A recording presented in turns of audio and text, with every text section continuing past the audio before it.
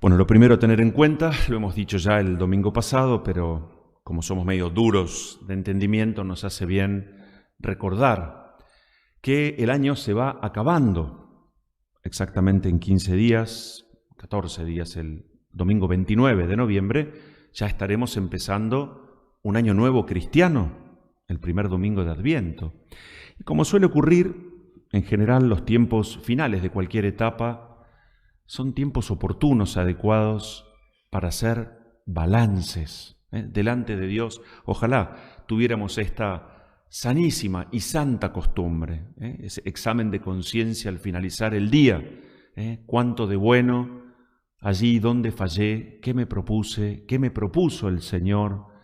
Porque entonces es la única manera de enderezar el rumbo de la vida. Si los días se suceden, si la palabra de Dios no me hiere, no me atraviesa, provocando un cambio y una transformación, habrá que preguntarse la manera de vivir la fe. Entonces, esto es lo primero que yo quisiera invitarlos en estos 15 días. Que en un año complicado, un año difícil, lleno de incertidumbres, que termina aparentemente del mismo modo, que seamos capaces como hijos de Dios de hacer una lectura de fe, porque de esto se trata.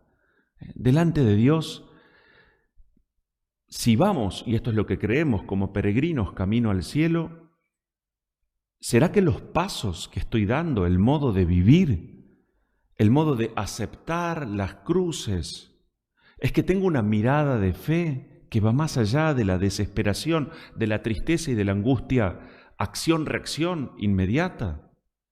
¿Es que mi fe verdaderamente se nota en lo que digo, en lo que hago, en el estilo de vida? He crecido, he madurado este año. He caído, ¿cuáles han sido mis mayores derrotas, infidelidades?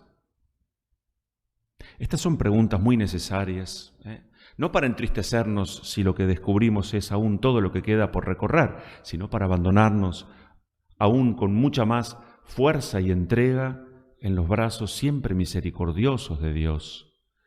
Y para eso, me parece, las lecturas de hoy, especialmente el Evangelio, nos ponen de lleno frente a un modo de pensar nuestro estilo de vida. Y lo primero que vamos a decir aquí es que Jesús mismo, que sabe lo que se viene, su entrega, su muerte en cruz, quiere decirle a los suyos, para que nadie se confunda, qué es lo que Dios espera de nosotros. Y eso es buena noticia. Conocer el querer y el parecer de Dios es algo muy bueno, por más que delante de nuestros ojos y de los ojos del mundo parezca un mensaje duro y difícil. Como hemos dicho en otras oportunidades, las parábolas pretenden enseñar sobre un aspecto y toda la estructura, el modo en el que están armadas, apuntan a resaltar ese mensaje principal. Está claro que lo dice el mismo Jesús con esta parábola, y esto es lo primero a tener en cuenta. Ese Señor que entrega y confía esta cantidad de talentos es Dios mismo. Para nosotros la palabra talento probablemente nos diga muy poco, pero vamos a hacer un poco de memoria. En la época de Jesús, el salario diario de un trabajador rural, agrícola, era de un denario. Un talento equivalía a 6.000 denarios. O sea que este señor le dé a alguien un talento equivalía a 20 años de trabajo. Pues al primero le da 5, o sea, la desproporción es a lo que quiero llegar. Dios no nos confía algo, nos confía enormemente un montón de cosas. Claro que si en esto, por falta de reflexión, por falta de vida interior, porque estamos demasiado mundanizados y no vivimos con un espíritu que nos invite a vivir con ojos de fe, y es difícil, claro que sí. Por eso digo, esta necesidad de hacer como un balance con ojos de fe. Entonces, lo primero a tener en cuenta es que Dios distribuye sus bienes como le viene en gana. Y dice el Evangelio que a cada uno le da, esto es muy interesante, según sus capacidades.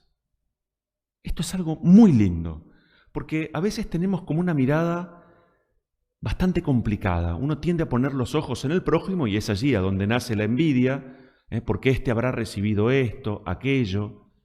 Y así uno entonces no advierte. Cuando uno está más pendiente de los bienes, talentos que están en el prójimo y no de los propios, la vida se desparrama. Y uno vive en la envidia, en la queja, en el enojo, en el cuestionamiento, en el chismoseo.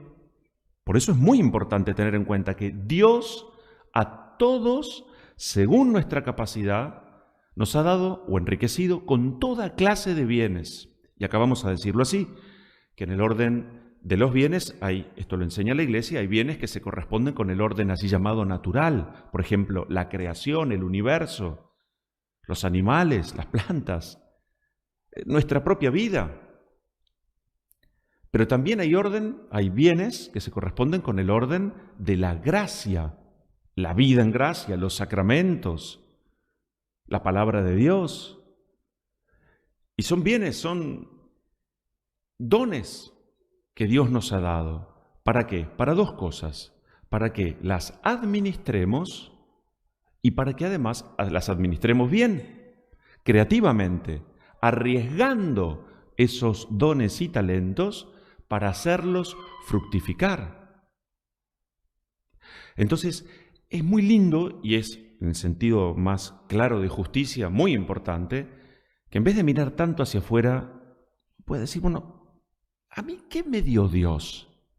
¿Qué me ha ido dando a lo largo de la vida? La vida en primer lugar, la fe, que en el orden de los bienes es un bien principalísimo. Puede ser que tal vez no haya recibido bienes materiales, o los tuve y ya no los tengo, pero no es lo importante. En el orden de los talentos y los dones, la amistad con Dios es muy importante. Entonces, ¿cómo estoy administrando esa amistad con Dios? O por ejemplo, el talento, si tengo tiempo para compartir, si tengo un corazón que es capaz de alegrar a otros, si tengo el don de la palabra para entusiasmar, alegrar, acompañar, si tengo el don de consejo. Tal vez lo que tenga es capacidad para unir. De lo que se trata es de hacer fructificar esos talentos, porque lo que Jesús, en este señor de la parábola, está cuestionando es que ha sido holgazán. Esta persona tuvo miedo, y acá hay otra clave. No podemos enterrar los talentos que Dios nos dio. No aparece en la parábola, pero me imagino que si hubiera existido uno que hubiera malgastado su talento porque lo arriesgó con una buena intención, tal vez Jesús no le hubiera dicho nada. Acá aparece el que, literalmente, recibió algo y por miedo, porque sabía que ese señor era exigente, enterró el talento. Entonces, esta es una invitación a que todos, fundamentalmente también con la fe, donde tratamos de pasarla lo más cómodo posible, donde somos medio así como cristianos anónimos, donde dejamos que se diga cualquier macana en cualquier lugar. Hemos recibido la fe y no le hemos sacado brillo, no nos hemos ido formando con responsabilidad, porque el espíritu del mundo pelea con más fundamentos desde los espíritus del mundo que nosotros, hijos de la luz, con los fundamentos que Dios nos dio. Y eso por falta de formación. Entonces la inteligencia de la fe pide que seamos capaces de advertir, en primer lugar, en nosotros los propios talentos recibidos, pero también en la persona que tengo al lado.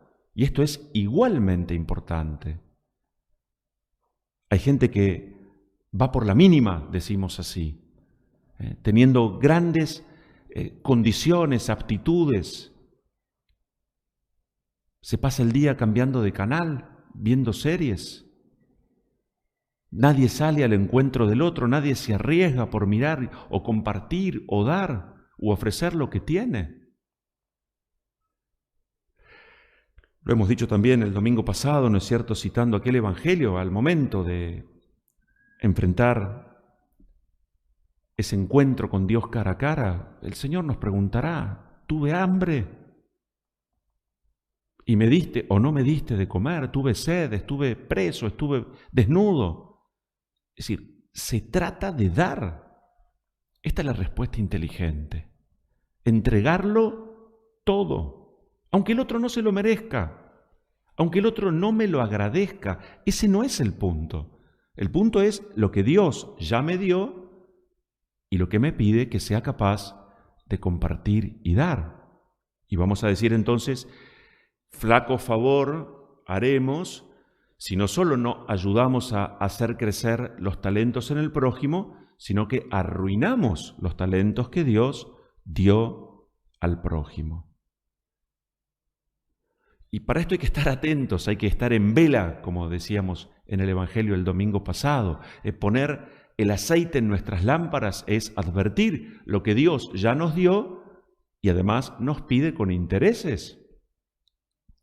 Si es palabra de Dios, es porque hoy todavía podemos reaccionar. Esto también me interesa decirlo.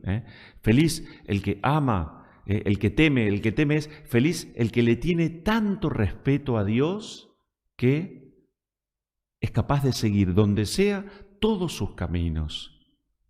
Bueno, esos somos nosotros, llamados no a vivir, en palabras de Pablo, en las tinieblas o en la oscuridad, sino en esta luz que Jesús en cada Eucaristía nos regala. Hoy vamos a salir fortalecidos de esta Eucaristía, por la palabra, pero también por recibir a nuestro Señor. Entonces, lo que Dios quiere es que seamos capaces de encontrar, y para eso va a haber que, sí, desenterrar. Habrá muchos talentos, que tal vez hemos enterrado. Aún estamos a tiempo.